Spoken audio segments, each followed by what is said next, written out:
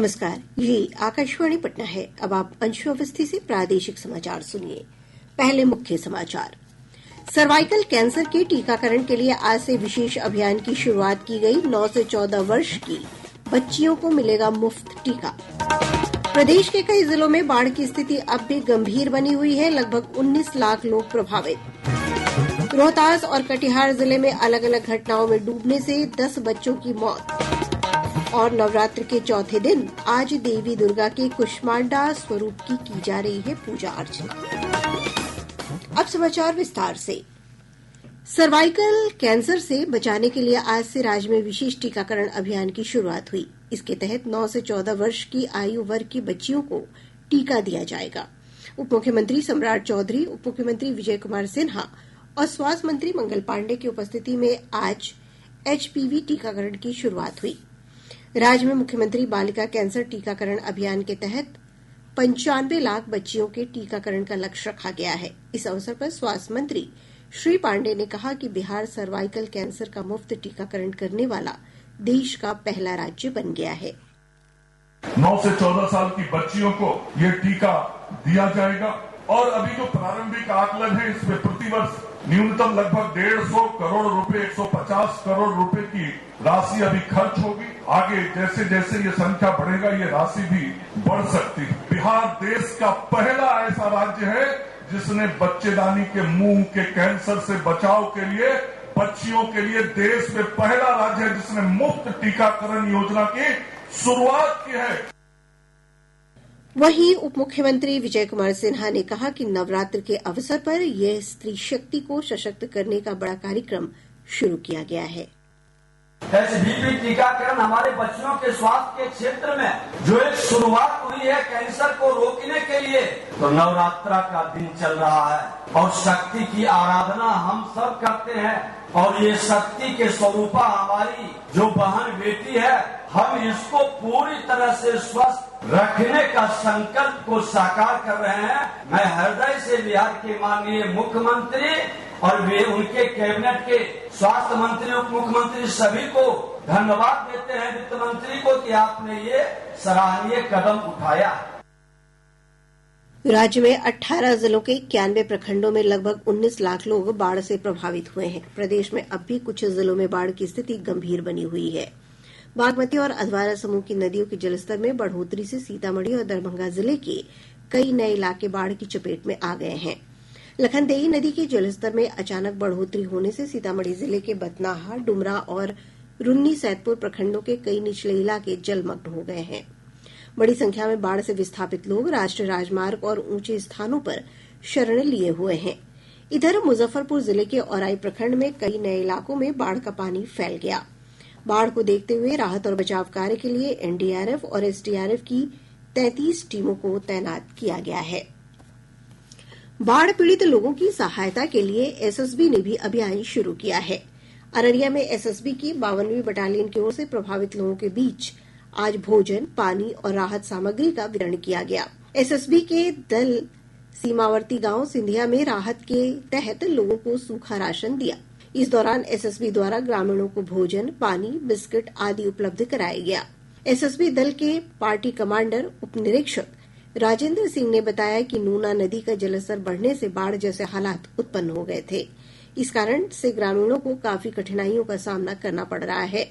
सिंधिया के अलावा एसएसबी की बाहरी सीमा चौकी सिकटी, सैयाबाद, पीरगंज, आमबाड़ी, सोनापुर में भी बाढ़ का प्रभाव है। पूर्णिया के सांसद पप्पू यादव ने बाढ़ पीड़ित लोगों की मदद के लिए विशेष हेल्पलाइन नंबर जारी किया है। उन्होंने आरोप लगाया कि बाढ़ पीड़ितों को पर्याप्त सहायता नहीं दी जा रही है। फसल तो बर्बादी हो गई, कच्चा घर तो बचा ही नहीं रहने के लायक, उसके घर में अनाज नहीं बचे, लगभग जानवर फंस गए और आज तक सही राशन नहीं मिला। इसीलिए मैंने अकाउंट नंबर भी जारी कर दिया और मैंने एक हेल्पलाइन आपके माध्यम से लोगों को दे रहा हूँ, 06454315488। ये मेरे ऑफिस का नंबर है। ये हेल्पलाइन मैं आपको दे रहा हूँ पूरे बिहार को। आपको जहाँ भी बिहार में दिक्कत हो, आप इस हेल्पलाइन पे आप सूचना दें। सरकार कहीं रहे, सरकार के भरोसे पप्पू यादव अपने भगवान को, जनता को नहीं छोड़ सकता। मेरे हर संपत्ति पर एक एक रुपये पर आपका अधिकार है। मेरे पास जब तक सांस है आपको भूख से मरने नहीं देंगे। गंगा और सोन नदी के जलस्तर में अधिकांश स्थानों पर जलस्तर में तेजी से गिरावट हो रही है। गंगा नदी का जलस्तर दीघा घाट, गांधी घाट और हाथीदह में खतरे के निशान से नीचे आ गया है। सोन नदी का जलस्तर इंद्रपुरी और कोइलवर में स्थिर बना हुआ है। वहीं पुनपुन नदी का जलस्तर भी श्रीपालपुर, गौरीचक और पुनपुन रेल पुल के पास खतरे के निशान से नीचे है। उत्तर बिहार में बागमती, कमला और अधवारा समूह की नदियों के जलस्तर में उतार चढ़ाव जारी है। केंद्रीय जल आयोग से प्राप्त जानकारी के अनुसार कोसी और गंडक नदी के जलस्तर में कमी आ रही है। मौसम विभाग ने अगले 24 घंटों के दौरान लखीसराय, बेगूसराय, नवादा और शेखपुरा जिले में अगले 24 घंटों के दौरान तेज बारिश की संभावना जताई है। इस दौरान वज्रपात को लेकर भी चेतावनी जारी की है। इधर राज्य के कई हिस्सों में छिटपुट बारिश दर्ज की गई है। सबसे अधिक 61 मिलीमीटर वर्षा भागलपुर में दर्ज की गई। वहीं नालंदा, पूर्णिया और कटिहार में हल्की से मध्यम वर्षा हुई है। वहीं मुंगेर, रोहतास सहित कई जिलों में आज दोपहर में तेज बारिश से लोगों को भीषण गर्मी से राहत मिली। मौसम विज्ञान केंद्र पटना के वैज्ञानिक ने बताया कि धीरे धीरे राज्य में मानसून की वापसी शुरू हो गई है, जिसके चलते मौसम में बदलाव देखा जा रहा है। बिहार के पूर्वी भाग के कुछ स्थानों पर गरज के साथ हल्के से मध्यम स्तर की वर्षा होने की संभावना है, जबकि राज्य के बाकी जगहों पर 1 से 2 स्थानों पर हल्के से मध्यम स्तर की वर्षा होने का पूर्वानुमान है। अगले 3 से 4 दिनों के दौरान तापमान में कोई विशेष परिवर्तन होने की संभावना नहीं है। राज्य में बाढ़ प्रभावित जिलों में फसल क्षतिपूर्ति के लिए आज से आवेदन लेने की प्रक्रिया शुरू हो गई है। कृषि विभाग के अनुसार इसके लिए 200 करोड़ रुपए की राशि का प्रावधान किया गया है। किसानों को 33% से अधिक फसल क्षति पर अनुदान राशि मिलेगी। इसमें सिंचित क्षेत्र के किसानों को प्रति हेक्टेयर 17,000 और असिंचित क्षेत्र में 8500 रुपए की राशि मिलेगी।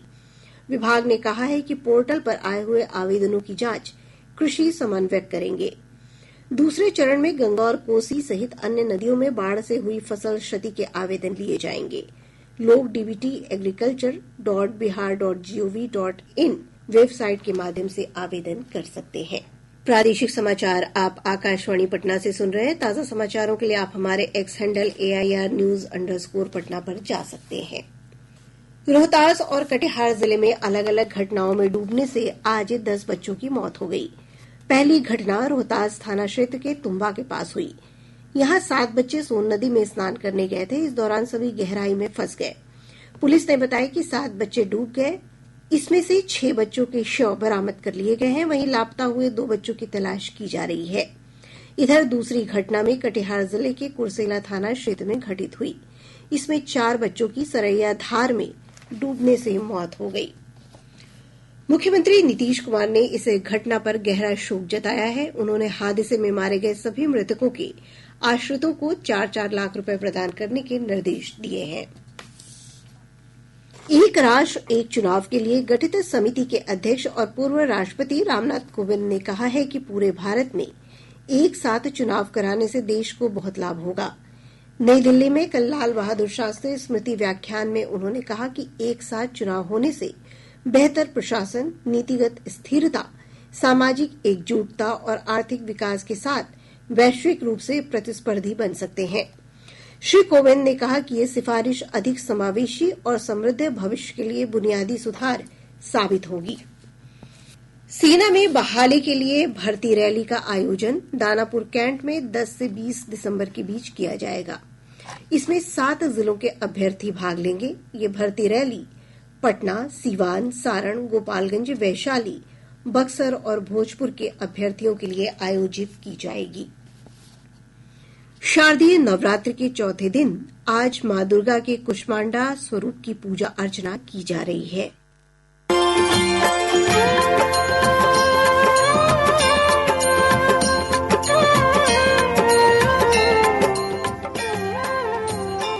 हिंदू धार्मिक मान्यताओं के अनुसार देवी का ये स्वरूप कष्टों और संकटों से मुक्ति दिलाता है।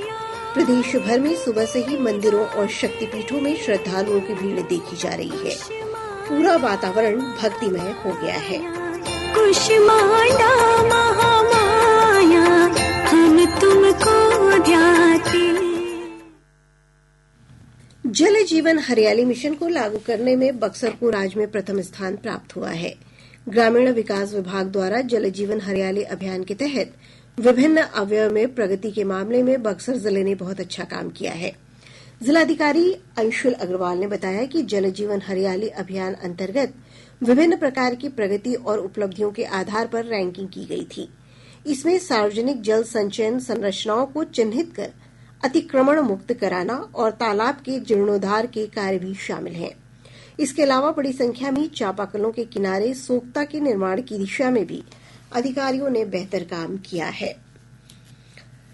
बिहार राज्य खेल प्राधिकरण के तत्वाधान में राज्य स्तरीय मेजर ध्यानचंद हॉकी बालक और बालिका अंडर 17 प्रतियोगिता कल से पटना में शुरू हो रही है।